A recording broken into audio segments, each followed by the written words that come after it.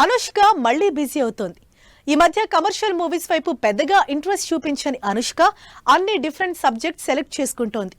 దానికోసం 14 ఏళ్ల క్రితం పనిచేసిన డైరెక్టర్ తో కలిసి మళ్ళీ సినిమా ప్లాన్ చేస్తోంది. త్వరలో సెట్స్ మీదకి వెళ్లబోతున్న ఈ సినిమా డీటెయిల్స్ ఏంటో చూద్దాం. జయజమ్మ మళ్ళీ బిజీ కాబోతోంది.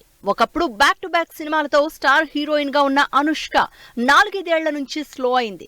సెలెక్టివ్ గా సినిమాలు చేస్తూ సినిమాలకు దూరంగా ఉన్న అనుష్క మరో సినిమా స్టార్ట్ చేయబోతోందని తెలుస్తోంది. అది కూడా 14 ఏళ్ల క్రితం వేదం సినిమా చేసిన డైరెక్టర్ క్రిష్ తో కొత్త సినిమా ప్లాన్ చేస్తోంది.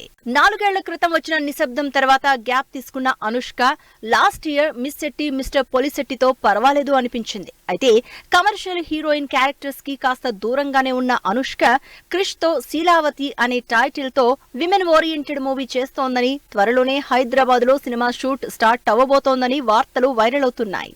అనుష్క క్రిష్ కాంబినేషన్ లో అంతకుముందు వేదం సినిమా రిలీజ్ అయి మంచి సక్సెస్ అయింది. మళ్లీ 14 ఏళ్లకి ఈ కాంబినేషన్ సెట్ అవడంతో క్రేజ్ క్రియేట్ అవుతోంది. మరోవైపు క్రిష్ పవన్ కళ్యాణ్ తో హరిహర వీరమల్లు సినిమాతో 3 ఏళ్ల నుంచి ఎంగేజ్ అయి ఉన్నారు.